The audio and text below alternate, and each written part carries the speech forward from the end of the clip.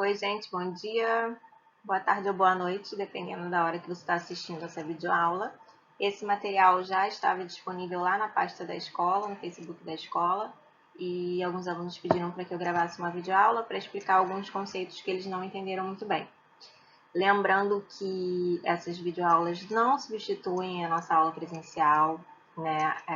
As trocas que a gente faz em sala de aula. É apenas uma maneira que a gente está encontrando de tentar dar seguimento ao nosso ano letivo de alguma forma, porque a gente está enfrentando uma pandemia, uma situação extrema, né, extraordinária. Então, isso vai passar e a gente vai ter a nossa rotina estabelecida em breve, eu espero. Mas, enquanto isso, vamos tentar dar seguimento aos conteúdos.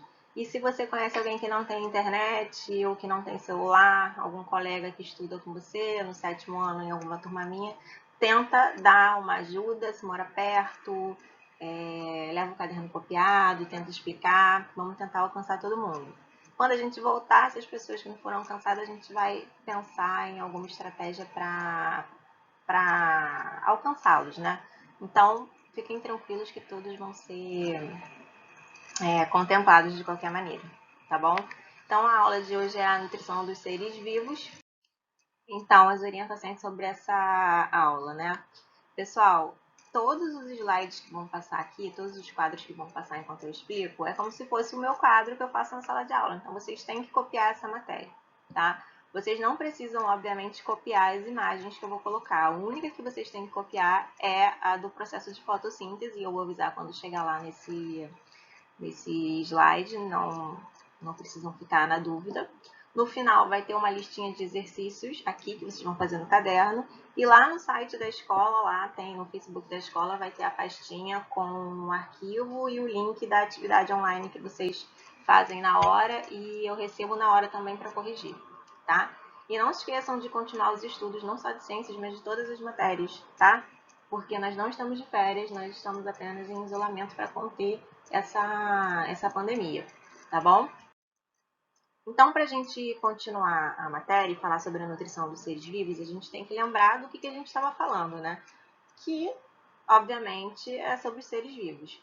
Vocês aprenderam em sala de aula presencial que, para ser vivo, todo organismo tem que ter pelo menos uma célula. Lembra disso? A célula é a unidade básica da vida, porque ela é a menor parte viva que existe. Vocês viram que as células têm membrana celular, citoplasma, material genético, algumas têm núcleo, outras não têm. Quando elas têm núcleo são chamadas de eucariontes, quando não têm são chamadas de procariontes. Vocês viram que as células possuem organelas, né, que são estruturas que realizam as funções da célula. Enfim, vocês viram praticamente tudo que vocês precisam saber sobre célula. Vocês viram também que todo ser vivo possui ciclo vital ou ciclo de vida, né? Ciclo de vida é o que? Nascer, crescer, reproduzir, envelhecer e morrer. Todo ser vivo apresenta ciclo vital. Vocês viram também que todo ser vivo apresenta movimento, lembrando que movimento é diferente de locomoção. Vocês confundem muito isso quando a gente fala das plantas. Ah, mas a planta ela não se mexe. Não, gente, a planta ela não se locomove, mas ela se movimenta para crescer. Dentro da planta tem o movimento das seivas, do xilema e do floema. Algumas plantas elas se movimentam em direção à luz do sol. Então, todo ser vivo apresenta movimento. E hoje a gente vai ver a nutrição dos seres vivos. Todos os seres vivos precisam se nutrir, precisam se alimentar. Tá? E vocês vão entender hoje por quê e como os seres vivos fazem isso. Então, primeira coisa que vocês precisam saber, por que os seres vivos precisam se alimentar? Né? Eles se alimentam porque eles vão ter que obter nutrientes para construir as nossas células, né, as células do organismo, e reparar as células que por acaso envelheceram e morreram, ou então foram danificadas por alguma situação de vida normal, né, de predador, de doença. Então, os nutrientes eles vão servir para isso, para construir as nossas células, as nossas partes do corpo e para reparar as células que a gente acaba perdendo ao longo da nossa vida, né? Além disso, os seres vivos eles obtêm nutrientes para produzir energia, mais especificamente a glicose, né, gente? A glicose vai ser um nutriente que a gente vai utilizar para produzir energia que vai manter nosso corpo e nossas células vivas funcionando, tá bom? Bom, e como é que os seres vivos obtêm o alimento? De acordo com a forma como eles obtêm alimento, eles são classificados em dois grandes grupos. O primeiro grupo é o grupo de seres autótrofos ou autotróficos, tá? Porque eles são capazes de produzir o próprio alimento. Então, além de eles serem chamados de seres autótrofos ou autotróficos, eles também são chamados de produtores. Faz muito sentido, né? Porque eles são capazes de produzir o próprio alimento. Vocês conhecem vários exemplos de seres que produzem o próprio alimento, como as algas, as plantas e as cianobactérias, né? Que vocês já ouviram falar em sala de aula. Esses seres, especificamente, eles produzem o próprio alimento realizando um processo que vocês já conhecem muito bem, vocês já aprenderam isso no primeiro segmento do ensino fundamental, que é a fotossíntese. Mas nem todo ser autótrofo, ele produz alimento através da fotossíntese, tá? Existe também um processo chamado de quimiossíntese, que é realizada por algumas bactérias, em que a produção do alimento não utiliza luz, tá? Eles utilizam, na verdade, substâncias inorgânicas para produzir o alimento que esse ser precisa para poder produzir lá a sua energia que vai mantê-lo vivo. Então, na verdade, os seres fotossintetizantes, eles produzem o próprio alimento utilizando a luz, tá? Como, por exemplo, aqui, ó, botei aqui um exemplinho de vegetais. E os seres quimiosintetizantes, eles produzem o próprio alimento utilizando substâncias inorgânicas, que mais para frente vocês vão saber o que é. Mas, a princípio, nesse momento, o mais importante é a gente falar sobre a fotossíntese. Mais para frente a gente vai falar mais sobre a quimiossíntese, quando a gente falar sobre o reino Monera, tá bom?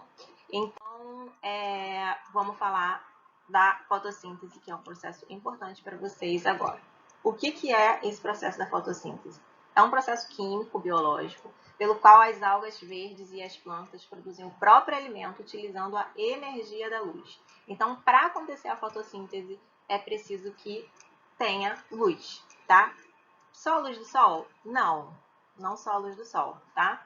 Qualquer luz, exceto a luz verde, né? Porque a luz verde vai ser refletida pelas plantas verdes, então ela não vai conseguir absorver essa energia para realizar o processo de produção do alimento.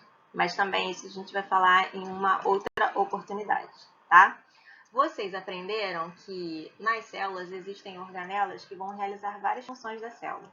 E na célula vegetal, a gente vai ter uma organela responsável pela realização da fotossíntese, que é o cloroplasto, que a gente vai ver aqui, ó, isso aqui é um esqueminha da célula vegetal. E aqui, ó, eu coloquei uma setinha para a organela cloroplasto. A fotossíntese acontece no cloroplasto. Então, a função da organela cloroplasto na célula vegetal é realizar a fotossíntese, tá bom? E o cloroplasto, gente, como é que ele é? Olha, essa imagem aqui que eu coloquei para vocês é uma imagem de microscópio óptico de um tecido de vegetal, tá? Deixa eu aqui botar a canetinha para mostrar para vocês uma coisa. Essas paredezinhas aqui, ó, transparentes, na verdade são o limite entre uma célula e outra, tá? Na verdade são a parede celular das células vegetais, que depois a gente vai ver com mais detalhamento. Então, essa parte aqui interna é a célula, tá? É a parte de dentro da célula, onde fica o citoplasma, o material genético e as organelas. Essas bolinhas verdes aqui, pessoal, são os cloroplastos. O cloroplasto, ele é verde, tá? Ele é esverdeado. E ele é esverdeado por quê? Porque ele é rico em um pigmento que se chama clorofila. A clorofila deixa as plantas esverdeadas e a clorofila tem a função principal de transformar a energia da luz em energia química para que o alimento da planta seja produzido, tá certo? Então, O cloroplasto é o lugar, é a organela da célula onde vai acontecer a fotossíntese. Dentro do cloroplasto, a gente tem um pigmento chamado de clorofila, que garante essa coloração verde ao cloroplasto. E essa clorofila, além de dar a cor verde às plantas, né, às folhas das plantas, ela também é responsável por transformar a energia da luz em energia química que vai produzir o alimento da planta durante a fotossíntese. Tá bom? Aqui, ó, uma setinha para mostrar para vocês um cloroplastinho aí dentro do cloroplasto, né? Então, vamos falar do processo de fotossíntese nas plantas. Primeiro, a fotossíntese ela acontece sempre nas folhas, né? Não é à toa que as folhas são verdes, né? Porque elas são estruturas da planta que são ricas em células que são ricas em cloroplasto, porque elas realizam a fotossíntese. Então, para a planta produzir o alimento dela através da fotossíntese, ela vai precisar de três coisas básicas, né? De água, gás carbônico e da energia da luz. Só a energia da luz do sol? Não, tá? Pode ser qualquer luz, menos a verde, né? Porque a verde vai ser refletida e não vai ser absorvida para ser transformada em energia química. A fotossíntese, como a gente já falou, ela produz o alimento da planta. Esse alimento da planta é a glicose, tá? Só que a fotossíntese, ela não produz só glicose. Ela produz também oxigênio e água, tá? Então, dá uma olhadinha aqui nesse esquema, que é o esquema que eu falei para vocês que vocês têm que copiar, que é o esquema da reação de fotossíntese aqui acontecendo na folha. Todas essas setinhas aqui que estão entrando é o que a planta vai precisar para realizar a fotossíntese.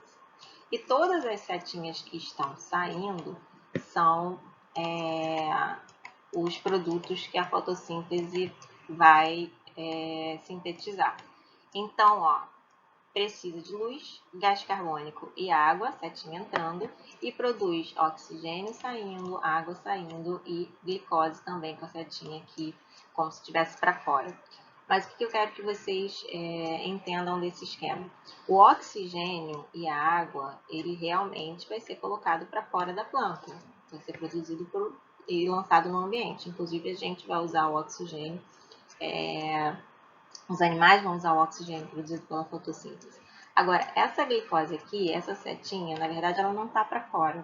Ela está saindo da planta e está indo pelo caule para ser levada para todas as células da planta. Então, a glicose, gente, ela é produzida, mas ela não sai da planta não, tá? Ela é o alimento da planta, ela vai ficar aqui dentro, tá? Essa setinha está mostrando que a glicose já foi espalhada pela folha e vai ser levado para o resto do vegetal até as raízes, tá bom?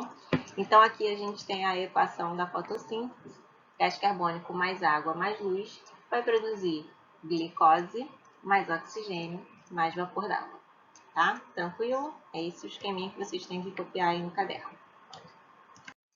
Bom, a outra forma de classificação dos seres vivos em relação à obtenção de alimento é que eles podem ser heterótrofos ou heterotróficos, ou seja, eles precisam se alimentar de outros seres vivos.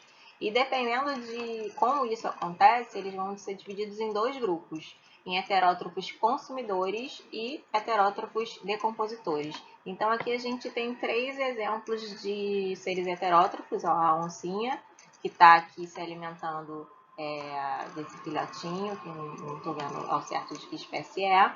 Ele vai usar todos os nutrientes para o metabolismo dela, né? Para a estrutura das suas células. Aqui a gente também tem um outro animal se alimentando de vegetal, lembrando que vegetal é ser vivo, vocês sempre confundem isso. Então, esse serzinho que está comendo vegetal, ele também é heterótrofo.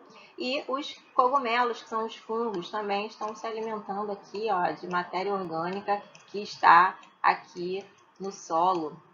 Eles também são heterótrofos. Porém, por que uns são consumidores e outros são decompositores? Os consumidores, gente, eles vão usar os nutrientes do alimento todo para o seu próprio metabolismo. Já os decompositores, eles vão utilizar uma parte desses nutrientes para o próprio metabolismo e a outra parte eles vão devolver para o ambiente, tá? E aí será utilizado em outros ciclos vitais de outros seres vivos. tá certo? Então, até a próxima aula. Responda o questionário que está aí no material e entra lá no link da pasta da escola para poder acessar a atividade online, tá bom? Até a próxima aula, pessoal.